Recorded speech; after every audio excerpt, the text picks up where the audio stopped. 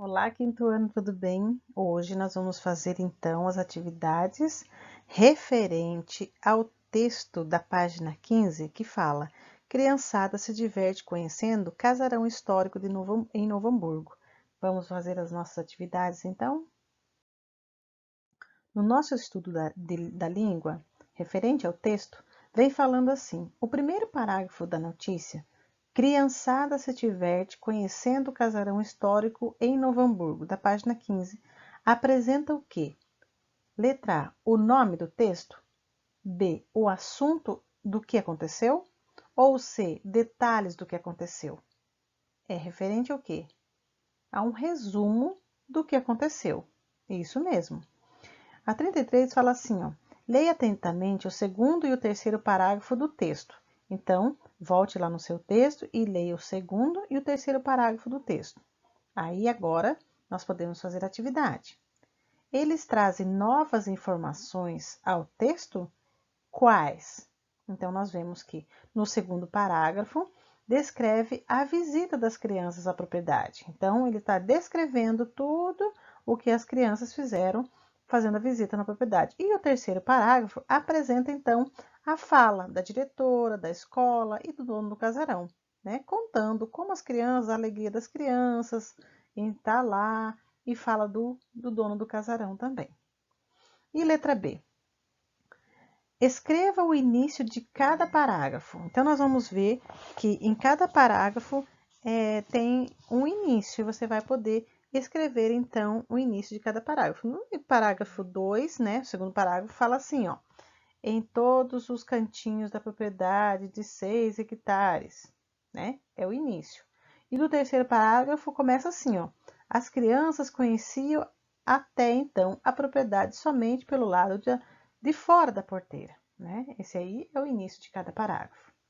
Letra C. Cada início retomou alguma ideia do parágrafo anterior? Será que cada início retomou? E de que forma? Sim, né? Um parágrafo complementa o outro, porque no segundo parágrafo ele diz: em todos os cantinhos, se refere ao local visitado mencionado na primeira parte do texto. E o terceiro parágrafo, então, ele detalha o conhecimento das crianças antes da visita à propriedade. Viu como tem ligação de um parágrafo para o outro? No quadro do clique, então, vem falando assim: os parágrafos da notícia reúnem várias frases com ideias ligadas entre si.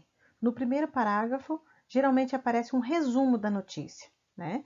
Então, os parágrafos seguintes trazem informações mais detalhadas, e essa organização, ela ajuda o leitor a entender melhor o que, com quem, quando, onde, como e por que aconteceu o fato. Então, na hora que você for fazer uma redação, fazer um texto, uma produção de texto textual, você então lembre das coisas, dessas palavras-chave: o que, com quem, quando, onde, como e por que aconteceu algum fato que você esteja contando, tá certo? A questão 34 fala assim, ó. Observe as informações dos parágrafos da notícia e ligue as perguntas jornalísticas que são respondidas nos trechos. Então, o primeiro parágrafo fala o quê? Primeiro parágrafo, por que aconteceu? O segundo parágrafo, o que, quando, onde? Então, o segundo parágrafo dá essa ideia de o que, quando e onde. E no terceiro parágrafo diz o que aconteceu, então ele conta o que aconteceu. Então está tudo organizado. Por que aconteceu, o que, quando e onde, e fechando o terceiro parágrafo, como aconteceu. Então nós vemos na questão 35, fala assim, ó, observe as frases abaixo. A primeira é o título da notícia que você leu. Qual que é a diferença do sentido entre elas? Vamos ler, então, as duas frases para nós vermos o sentido de diferença, né, entre uma e a outra. Criançada se diverte conhecendo o casarão histórico em Novo Hamburgo. E a segunda frase, criançada se diverte conhecendo casa histórica em Novo Hamburgo. A pergunta é: qual é a diferença de sentido entre elas?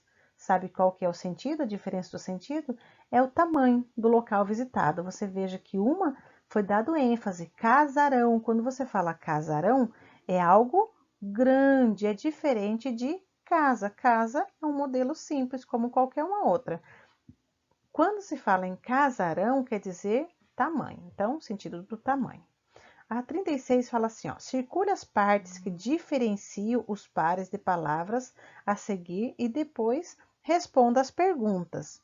Então, casa, casarão, canto, cantinho, círculo, circulado, conhecendo, reconhecendo. Na letra A, fala assim, ó, quais palavras indicam mudanças de sentido quanto ao tamanho? Então, mudança de sentido quanto ao tamanho. Diferença de tamanho. Nós vemos que ali casarão e cantinho, porque casarão dá ênfase numa coisa grande e cantinho um lugarzinho pequenininho, né? Quais terminações das palavras indicam esse sentido, então? O ão do casarão e inho do cantinho, tá certo? Questão 37 fala: leia as frases abaixo e sublinhe as terminações das palavras que indicam o tamanho maior. Então, você vai indicar aquele que é maior. Então, a prof já acabou sublinhando para vocês, mas eu quero que vocês prestem atenção, tá certo? Letra A, tem uma nuvenzinha ali e diz: uma chuvarada adiou o passeio das crianças. Se eu só falasse uma chuva adiou o passeio das crianças, você ia ficar, de repente, assustado, alguma coisa assim, ia chamar atenção? Não. Mas se eu falo uma chuvarada, opa, não é só uma chuva, é uma chuvarada, é algo grande. Então, ada. As terminações, então, que indicam o tamanho, tá certo? Letra B. Na área de patrimônio ambiental, conhecemos uma figueirona. Não é uma figueira qualquer, é uma figueirona, né? Então, a terminação, ona. E no ônibus ali, na letra C, todos voltaram para o ônibus ao ouvir o vozeirão do motorista.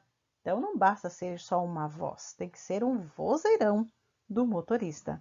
Então, terminação, ão. A 38 fala: brinque com as palavras, inserindo terminações que indicam o tamanho aumentado. Depois discuta sobre o sentido e o uso delas no nosso dia a dia, né? Então, a frase é: as crianças da escola conheceram a casa do lado de dentro, brincaram no gramado e tiraram uma foto para o jornal. A prof fez assim, mas você pode fazer à sua maneira, tá bom? Brinque com as palavras e faça a sua frase. Então, aumentando sempre, né? Então, a prof colocou para vocês: as criançonas da escolona agora conhecem o casarão, ou casona, como você queira, do lado de dentro.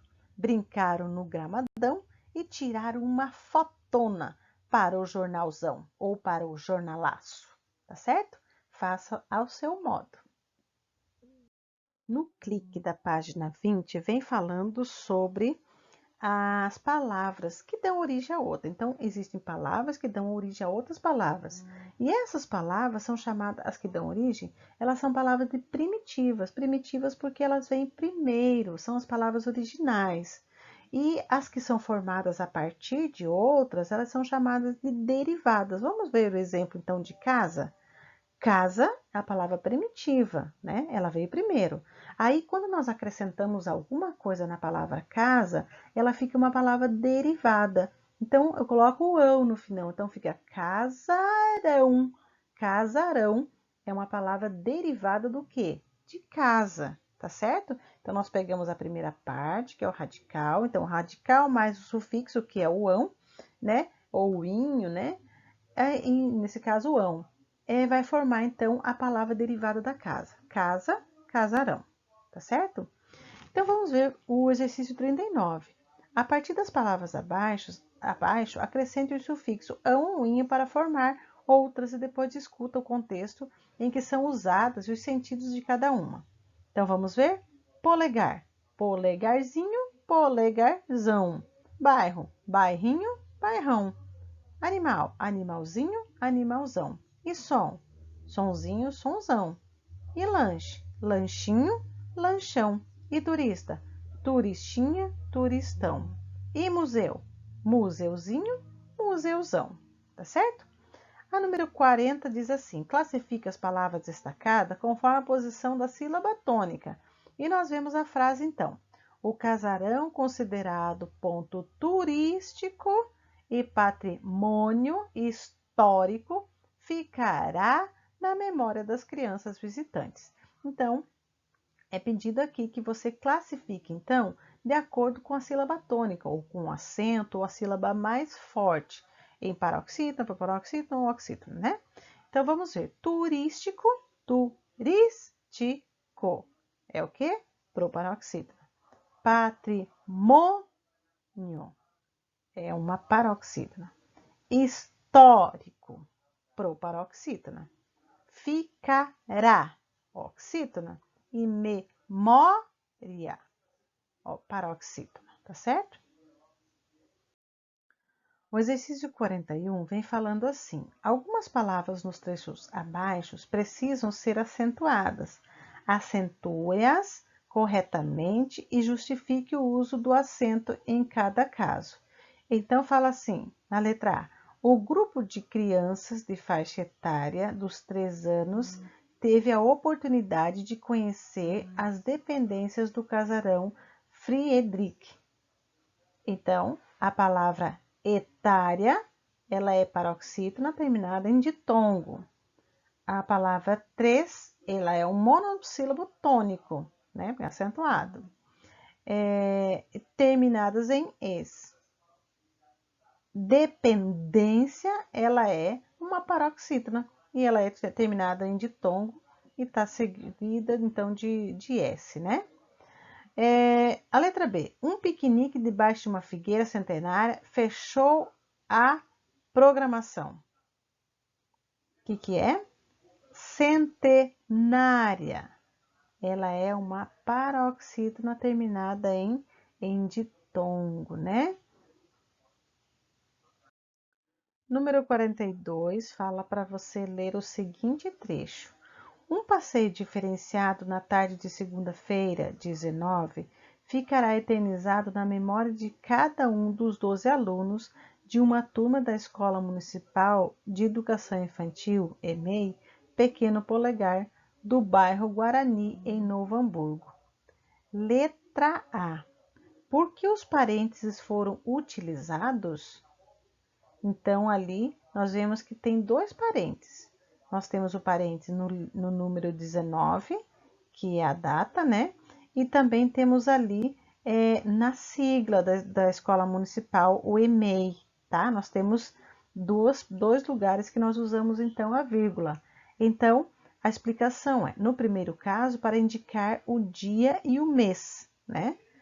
E no segundo caso, é a sigla da escola. Então, quando a gente quer usar um nome de alguma coisa, ou de uma instituição, que a gente precisa depois fazer a sigla, a gente coloca, então, entre parênteses, a sigla, né, do local. Letra B. As informações que aparecem em parênteses são importantes para a compreensão do trecho? Por quê? Será que essas vírgulas aí, entre parênteses no caso, elas são muito importantes para a compreensão? Eu acho que não precisa, né? Não é por falta dos parênteses que a gente vai deixar de compreender, né? Mas faz ser importante. Letra C. Como esse trecho ficaria se a informação estivesse, se essa informação estivesse fora dos parênteses? Então, nós vamos reescrever como que a informação dessa data e tal ficaria fora do parênteses. Vamos ler, então? Um passeio diferenciado na tarde de segunda-feira, dia 19, ficará eternizado na memória de cada um dos alunos de uma turma da Escola Municipal de Educação Infantil Pequeno Polegar, EMEI, do bairro Guarani, em Novo Hamburgo. Então, se não tivesse as vírgulas, não alteraria a informação.